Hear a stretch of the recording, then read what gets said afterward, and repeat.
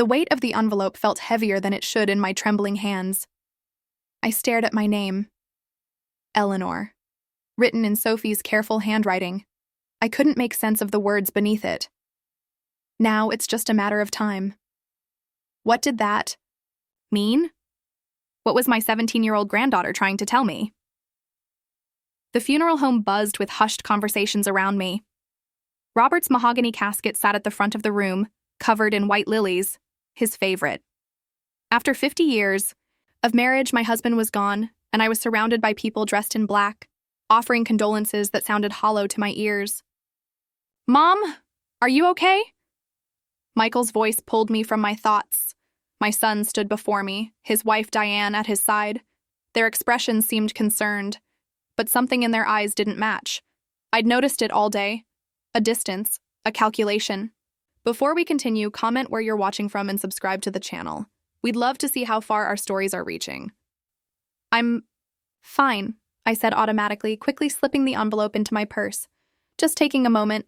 Diane squeezed my arm. "You should sit down, Eleanor. It's been a long day." Her voice was sweet, but her grip was uncomfortably tight. I nodded and allowed them to guide me to a chair.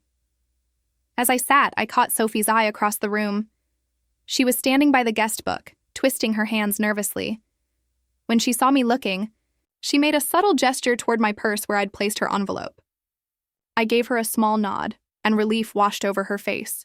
Something wasn't right. I could feel it in the air, in the way Michael kept checking his watch, in how Diane hovered around me like a vulture. Even in my grief-stricken state, I could sense the tension. "Eleanor." Pastor Wilson's gentle voice interrupted my thoughts. "Would you like to say a few words?" I hadn't prepared anything. How could I summarize 50 years with Robert in a few sentences? As I stood and walked to the front, memories flooded back, not just of our life together, but of the last few months. Robert had been different before he died, more secretive. There were phone calls he'd take in private, papers he'd hide when I entered his study. Once, I'd caught him staring at me with such sadness that it had stopped me in my tracks. When I asked what was wrong, he'd smiled weakly and said, "Just thinking about how much I love you, Ellie." But his eyes had been trying to tell me something else. I cleared my throat and looked out at the sea of faces. Robert was. My voice caught.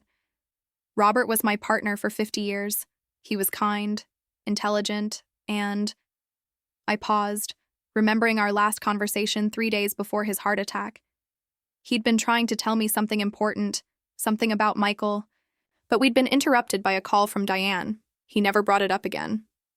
"Robert always protected those he loved," I continued, my eyes finding Sophie in the crowd. "He believed in doing what was right, even when it was difficult. That's the legacy he leaves behind, not just for me, but for all of us." After the service, as people filed past to offer condolences, I watched Michael and Diane closely. They were speaking with Robert's lawyer, Edward Jenkins, their bodies tense, voices low. When they noticed me watching, they immediately separated and smiled. "In my direction? Ready to go home, Mom?" Michael asked, approaching me with what seemed like forced cheerfulness. The thought of returning to the empty house Robert and I had shared for decades made my chest ache. But I nodded, gathering my purse and preparing to leave. As we walked toward the exit, Sophie rushed up to me. "Grandma, can I ride with you?" she asked, glancing anxiously at her parents. "Sophie, your grandmother is tired," Diane said sharply. "Give her some space."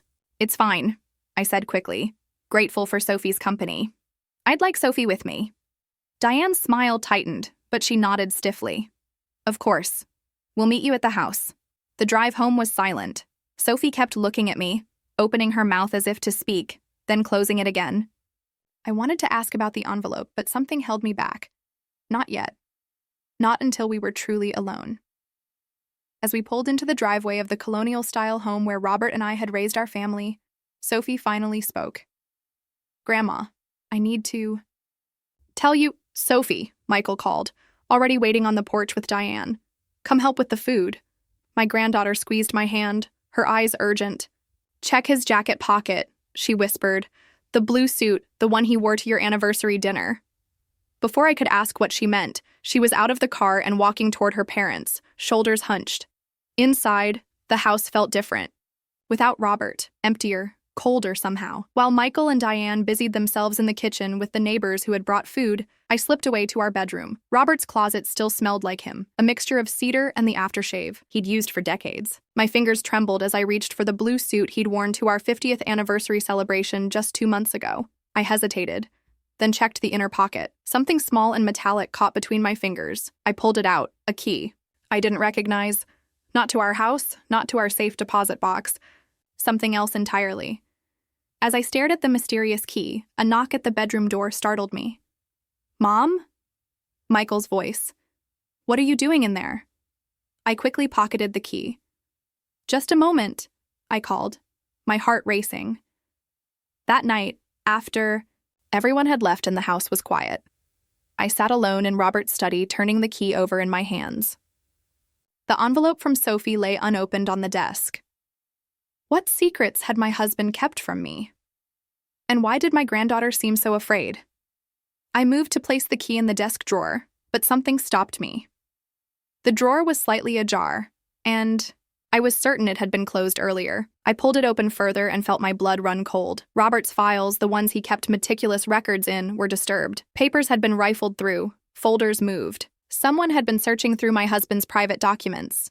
Today, while I was saying my final goodbyes. I sank into Robert's chair, suddenly aware that I wasn't just grieving a husband. I was caught in something I didn't understand. With only cryptic warnings from my granddaughter and a mysterious key as guides. And tomorrow, the will would be read. I barely slept that night. Every creak of the old house made me sit up straight, expecting to find someone rifling through more of Robert's belongings.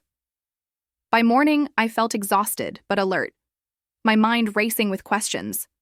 I made myself a cup of tea and sat at the kitchen table, staring at the mysterious key. It was smaller than a house key, possibly for a lockbox or cabinet. I still hadn't opened Sophie's envelope. Something told me to wait, to gather more information first. The doorbell rang at 9 a.m. sharp. I tucked the key into my robe pocket and went to answer it. Michael and Diane stood on the porch, dressed too formally for a casual visit. "Good morning, Mom," Michael said, stepping inside without waiting for an invitation. "We thought we'd come early to help you get ready for the meeting with Edward." The will reading was scheduled for 2 p.m. at Edward Jenkins's office downtown. I had plenty of time to prepare on my own. "That's not necessary," I said. "I'm capable of dressing myself." Diane exchanged a glance with Michael. "Of course you are, Eleanor. We're just concerned. Yesterday was so difficult for you." "Where's Sophie?" I asked, noticing her absence. "She's at school," Diane replied quickly. "We thought routine would be good for her." That didn't sound right. Sophie had been given a week off for bereavement. The school principal had told me himself at the funeral. "I see," I said, not revealing my suspicion. "Well, I was about to have breakfast." "Perfect," Diane said brightly. "I'll make you something while Michael helps sort through some of Robert's papers. The lawyer mentioned we should bring any recent financial documents." Before I could object, Michael was heading toward Robert's study. I followed him quickly. "I'd rather you didn't go through Robert's things," I said firmly. Michael paused, his hand already on the doorknob. "Mom, I'm just trying to help. There's a lot to organize and you've been through so much." "Nevertheless," I said, "I'd prefer to handle it myself." A flash of something, annoyance, anger, crossed his face before his expression softened into concern. "Sure, Mom, whatever you want." In the kitchen, Diane was already opening cabinets and drawers. "Where do you keep your medication, Eleanor? I want to make sure you're taking everything properly." "My medication is fine," I said, growing increasingly uncomfortable with their presence. "Actually, I think I'd like some time alone this morning." Diane turned, surprise evident on her face. "But we came all this way to help." "And I appreciate that," I said, trying to sound gentler than I felt. "But I need some space to process everything." Michael appeared in the kitchen doorway. "Mom, we're worried about you alone in this big house. Maybe you should consider something smaller, more manageable." "I've been in this house for 40 years, I said. "It's perfectly manageable." "But the stairs?" "The maintenance," Diane chimed in. "There are lovely retirement communities where you'd have people around you all the time." So that was it. Not even a full day after Robert's funeral, and they were already trying to move me out. "I'm not ready to discuss any changes yet," I said, firmly, Now, I'd really like some privacy. I'll see you at Edward's office at 2. After reluctantly seeing them out, I locked the door and leaned against it, trembling slightly. Their behavior was beyond inappropriate. It was alarming. Needed to find out what was going on, starting with Robert's study. I spent the next hour carefully going through the desk, noting what had been disturbed. Several financial folders had been moved, and Robert's personal journal was missing entirely. I'd seen him writing in it just weeks before his death. As I searched, I noticed something odd about the bookshelf behind his desk. One of the volumes, a leather-bound collection of Shakespeare that I'd given him on our 25th anniversary, was slightly out of alignment with the others. When I pulled it out, I discovered it wasn't a book at all, but a hollow case. Inside was a small safe embedded in the wall. My heart raced as I pulled the mysterious key from my pocket. It fit perfectly into the lock. Inside the safe were several documents I'd never seen before. Property deeds, bank statements for accounts I didn't know existed, and photographs of a house I didn't recognize. A beautiful lakeside cottage with a dock and small boat. At the bottom of the stack was a sealed envelope with my name on it, in Robert's handwriting. With shaking hands, I opened it and began to read. My dearest Eleanor, if you're reading this, then I'm gone, and you've found the key. I'm sorry for the secrets I've kept. Not to hurt you, but to protect you. The cottage in the photos is ours. I purchased it 3 years ago as a surprise for our retirement. But then I discovered something troubling about Michael's business dealings, and I realized I needed to create a safe haven for you. My breath caught in my throat. What had Robert discovered? Michael has been systematically transferring funds from our accounts to his own ventures. I've been gathering evidence, which you'll find in the red folder. I've also amended my will to ensure you're protected. Trust Edward. He knows everything.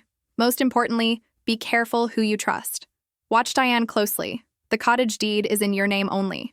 The address and keys are in the blue envelope. I'm sorry I couldn't tell you this in person. Know that I loved you more than anything in this world. Always yours, Robert. I sat back, stunned. My son had been stealing from us. It seemed impossible.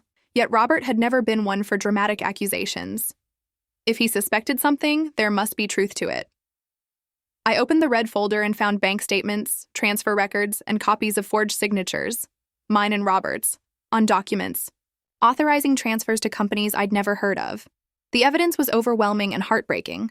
My own son had been systematically stealing from us for years, and my husband had been quietly fighting to protect our assets without burdening me with the knowledge. I checked my watch. Noon already. I needed to shower and dress for the meeting with Edward. But first, I picked up the phone and dialed Sophie's cell number. It went straight to voicemail. Sophie, it's Grandma. I found what you wanted me to find. Please call me as soon as you can. I'm worried about you. As I hung up, the house phone rang, startling me. It was Edward Jenkins. Eleanor, he said, his voice tense. I need to see you immediately before the official reading. Can you come to my office at 1 instead of 2? Yes, I said, clutching Robert's letter.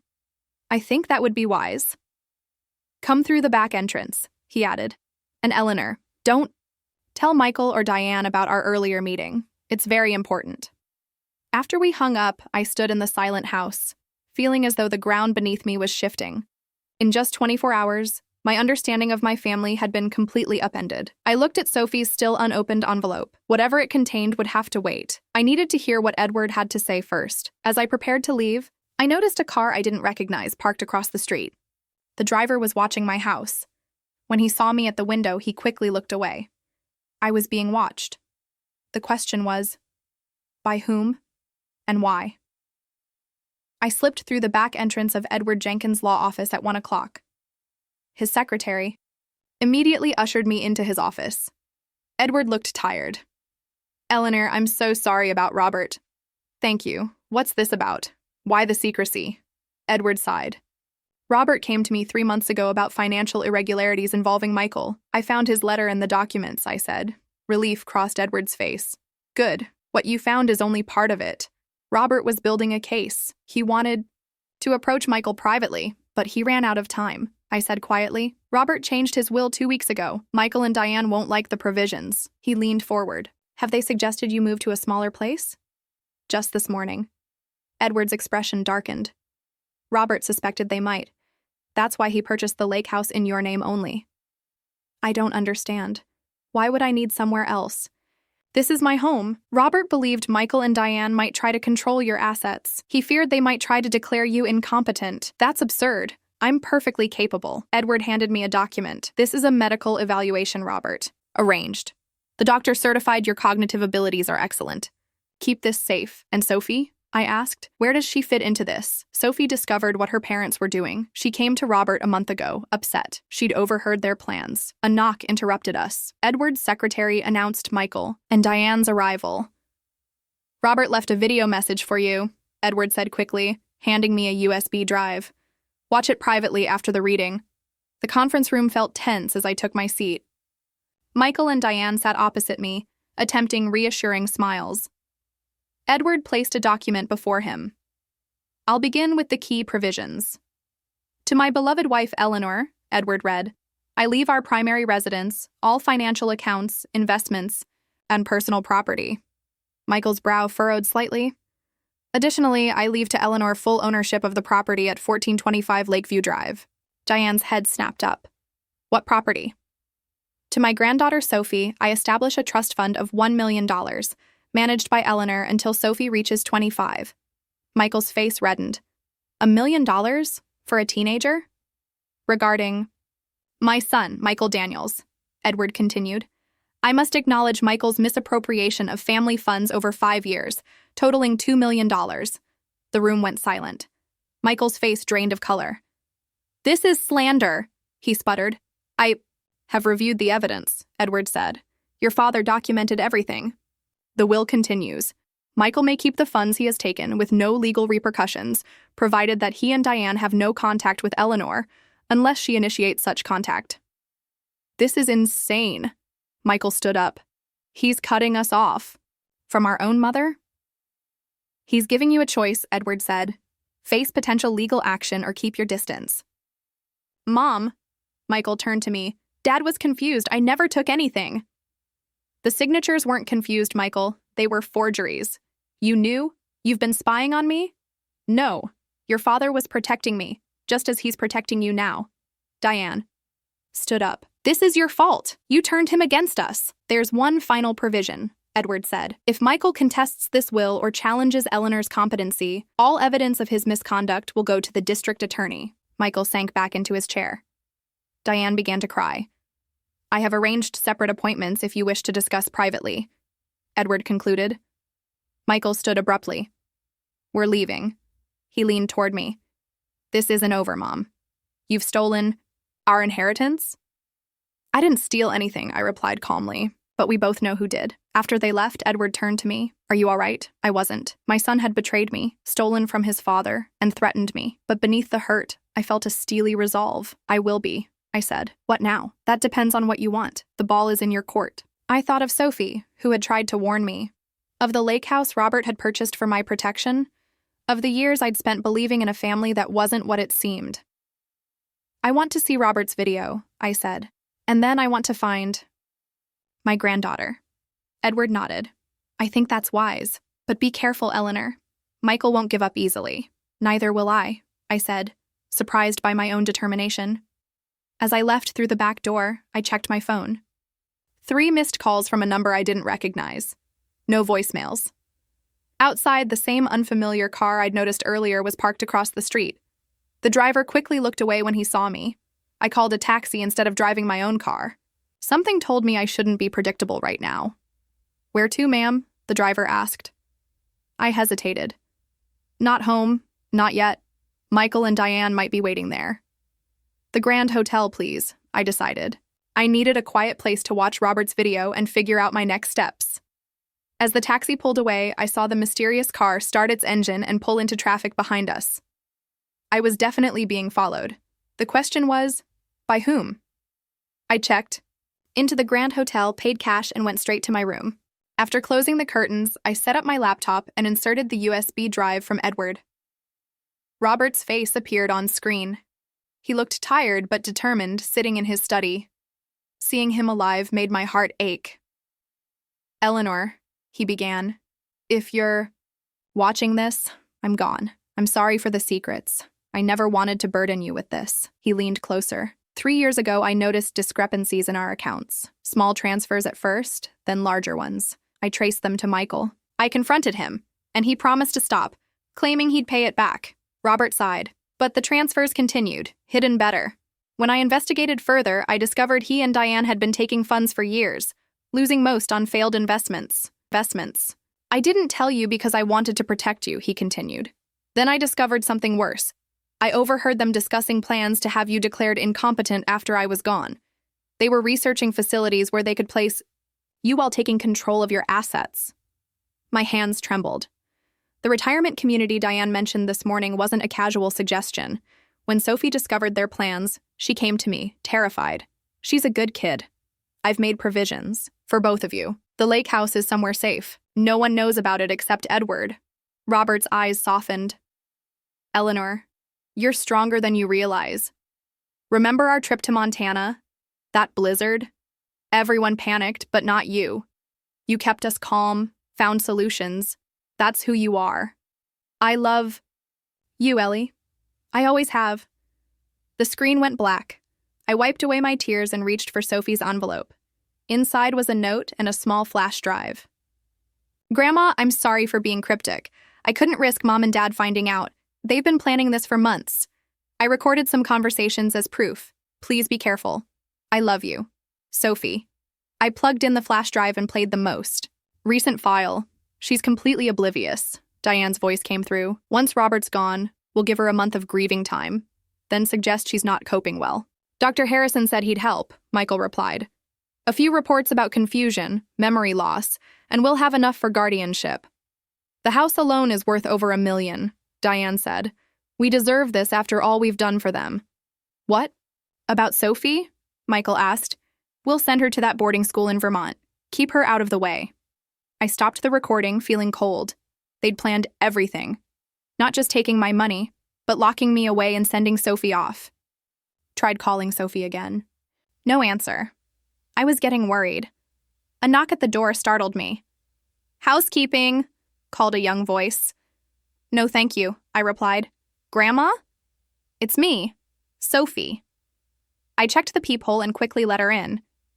She wore a hotel uniform and looked nervous. How? Did you find me? Are you okay? She hugged me. I called Edward when I couldn't reach you. Dad took my phone. They think I'm at Jenna's house. What happened after the will reading? She asked. They're very angry, I said. How much do you know? Most of it. I've been tracking their plans for months. I had to warn Grandpa. Then you. You did the right thing. I've heard your recordings. They're horrible, Sophie said, tears forming. All they talk about is what they'll buy once they have your assets. Did you know about the lake house? I asked. She nodded. Grandpa said it would be safe for us. Us? He promised I wouldn't have to stay with them, that I could live with you if things got bad. She looked anxious.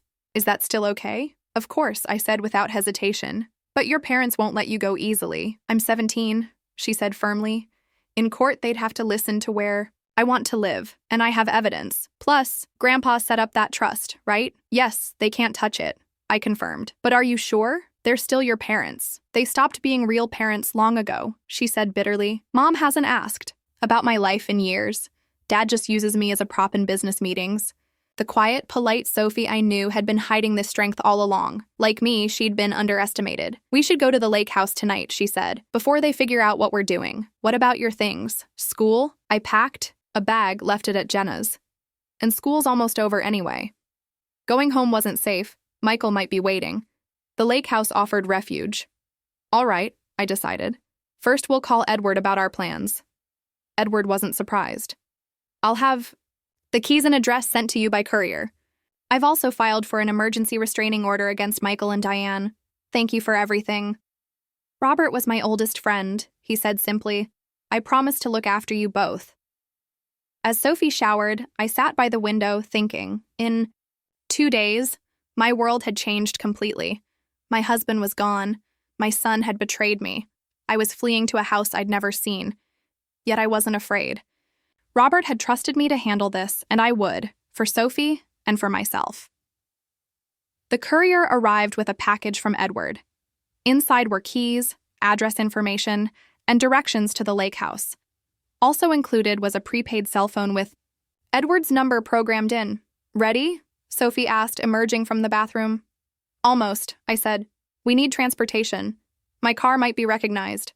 We could rent one, Sophie suggested. I think they have a car service downstairs. Good idea. I gathered our things. Sophie, once we leave, there's no going back. At least not right away. Are you absolutely certain about this? She met my gaze steadily. I've never been more certain. About anything. They've been living a lie, using us. It's time we stood up for ourselves. I nodded, feeling a surge of pride for this brave young woman. Then let's go. We took the service elevator to avoid the lobby where Michael or Diane might be looking for us. A hotel employee helped us arrange a rental car, delivered to the back entrance.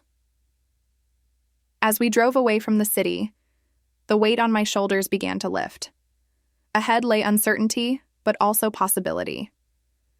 Robert had given us a chance at a new beginning. Now it was up to us to make it count. Behind us, I noticed headlights. A car that had been parked across from the hotel pulled into traffic, following us. Sophie, I said quietly, don't look back, but I think we're being followed. What should we do? Sophie whispered, her fingers gripping the seat. I checked the mirror again. The car maintained a consistent distance. At the next intersection, I turned right. The car behind us made the same turn. After several random turns, it was clear. We were being followed. Call Edward, I said. Use the prepaid phone. While Sophie called, I tried to remember what Robert had taught me about losing a tail. Edward says head to the police station on 5th Street, Sophie reported. He's calling them now. The restraining order is already in the system. I changed direction downtown. The car stayed with us. Can you see who's driving? I asked. Sophie looked back. I think it's Gordon, Dad's security guy. That made sense. Michael would hire someone rather than follow us himself. The police station came into view. I pulled in front where 2 officers were waiting. The car following us made a quick U-turn and sped away. An officer approached. Mrs. Daniels? I'm Officer Rivera. We received a call from your attorney. Someone was following us from our hotel. I explained. The restraining order against your son and daughter-in-law is active. Would you like an escort to your destination? With a police cruiser following, we drove toward the lake house. The tension eased as we left the city behind. Do you think they'll ever stop? Sophie asked.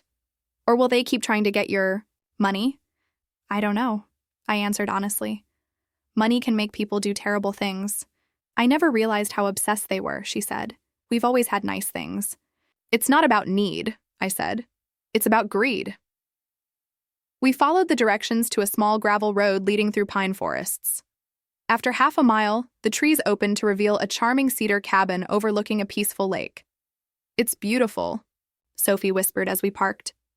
The moonlight reflected off the lake, and the cabin looked warm and inviting.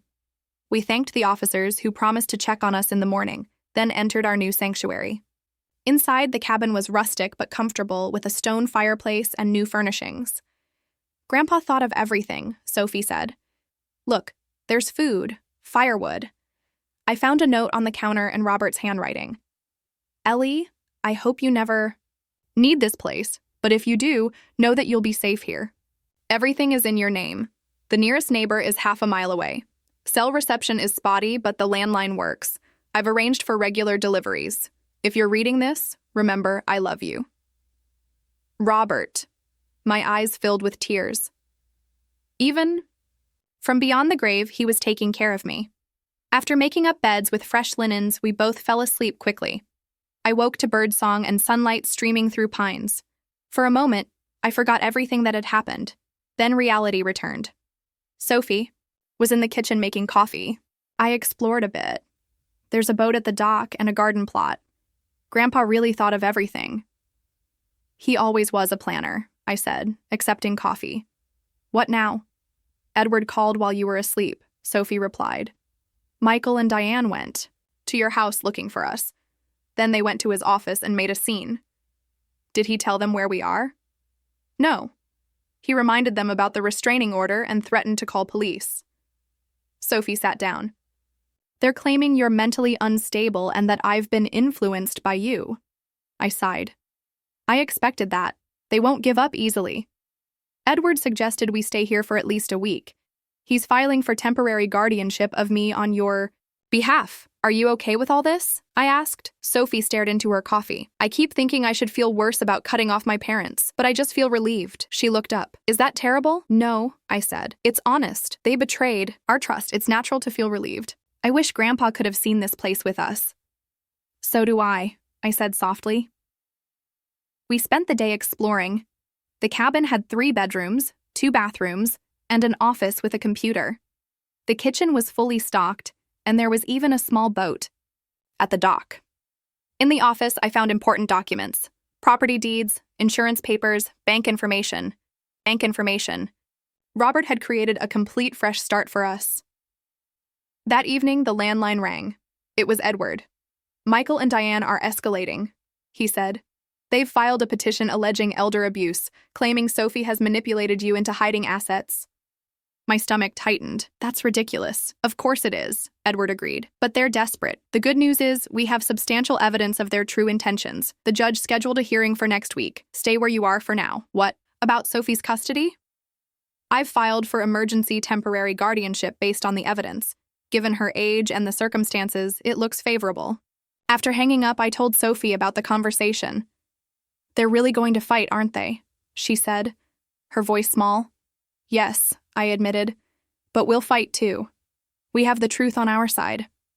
The next day, a sheriff's deputy arrived with papers, Michael and Diane's petition claiming I was mentally incompetent and being manipulated. Don't worry, the deputy said kindly. Mr. Jenkins already called. We understand the situation. After he left, I sat on the porch steps, reading the vicious accusations, claims that I had paranoid behavior, was easily confused, that Sophie was manipulating me for financial gain. How can they lie like this? Sophie asked, reading over my shoulder. Because they're desperate, I said. But these are just words. We have actual evidence. That night, I couldn't sleep. I kept thinking about Michael, my son, my only child. When had he changed? Or had he always been this way? I remembered him as a little boy, eager to please. As a teenager, increasingly distant. As an adult, always needing money for some new venture. Had Robert seen the truth long before I had? By morning, I'd made a decision. We couldn't just hide and react. Sophie, I said over breakfast, it's time we fight back more directly. What do you mean? She asked. I mean we stop being defensive. Your parents think I'm a confused old woman who'll be too afraid to stand up to them. They're wrong. What's your plan? Sophie asked, eyes brightening. First, we call Edward. Then we prepare for the hearing.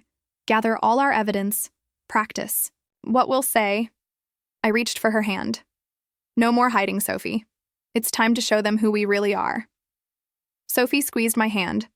I'm with you, Grandma, all the way. For the first time since Robert's death, I felt truly certain about what needed to be done. We wouldn't let Michael and Diane win. Not with lies, not with threats. The truth was on our side, and it was time everyone heard it. The week passed. Quickly as Sophie and I prepared for the hearing, Edward visited twice, bringing documents and helping us organize our evidence. We created a clear timeline of Michael and Diane's deception using the recordings, bank statements, and Robert's notes. Judge Harriet Coleman is assigned to your case, Edward said. She's fair but strict. She wants clear evidence, not emotions. And Sophie can attend? I asked.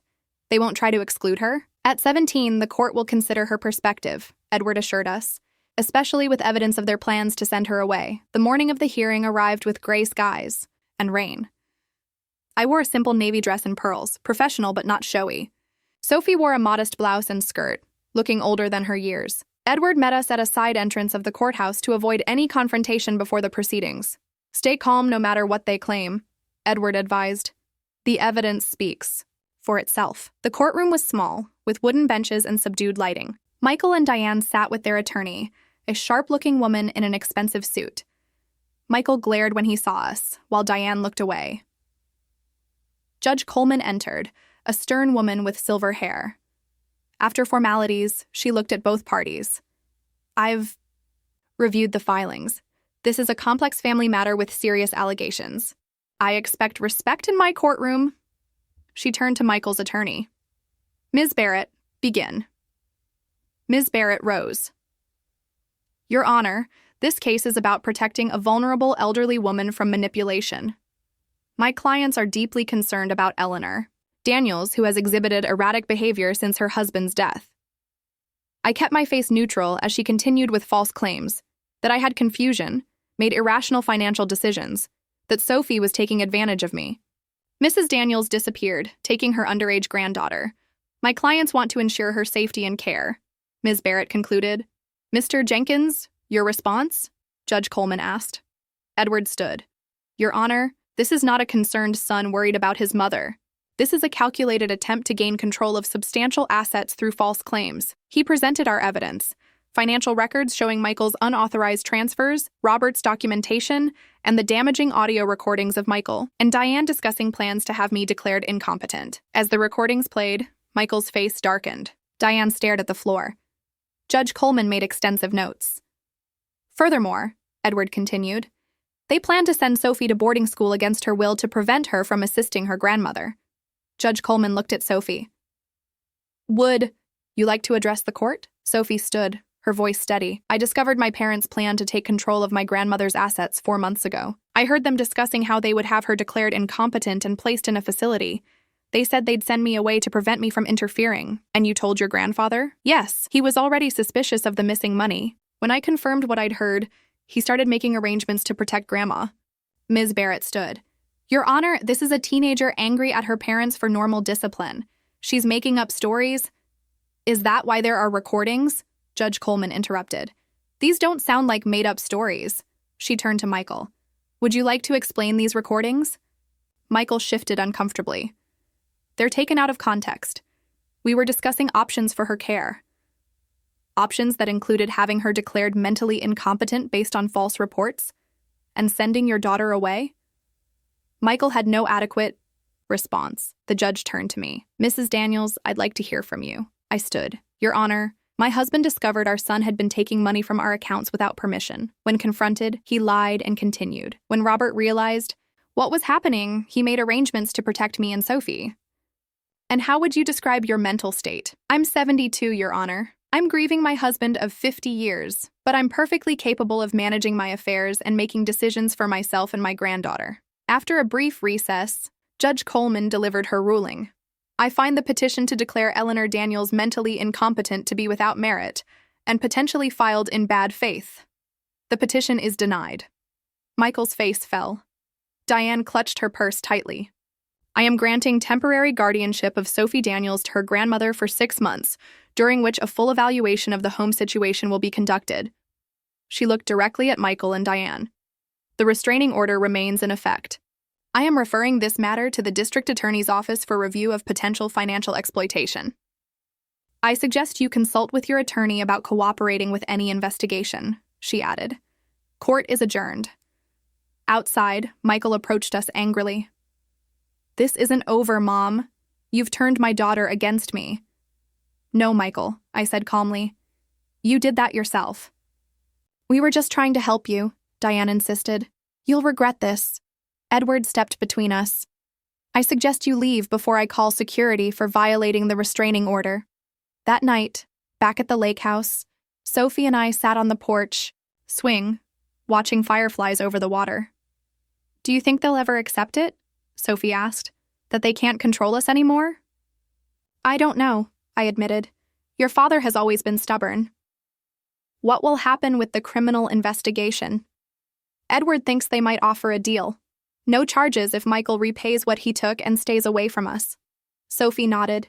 Will you ever forgive them? I considered carefully. Forgiveness isn't about the other person. It's about not letting anger consume you. I won't let what they did poison the rest of my life. But trust? That's different. I don't think I'll ever trust them again. 6 months later, the temporary guardianship became permanent. Sophie finished her senior year online and earned a college scholarship. Michael agreed to repay the money in exchange for no criminal charges. He and Diane made a few attempts to contact Sophie, sending gifts that remained unopened, leaving messages that went unanswered. Eventually, the attempts stopped. Edward helped me establish a foundation in Robert's name supporting education for low-income students. Sophie decided to study social work, inspired to help young people in difficult family situations. I found purpose in our sanctuary. I planted a garden, learned to kayak, and started selling handmade pottery from a kiln in what had been Robert's office. On the anniversary of Robert's death, Sophie and I visited his grave. "He would be proud of you," Sophie said as we walked back to the car. "Of both of us." "Yes," I agreed. "I think he would." That evening, watching the sunset, I felt Robert's presence in his legacy. The home he prepared, the granddaughter we shared, the life he made possible. "We're okay, Robert," I whispered. "You can rest now." For the first time since Sophie handed me that envelope at the funeral, I felt completely at peace. The time for secrets, for fear, for looking over our shoulders had passed. Now it was just time to live.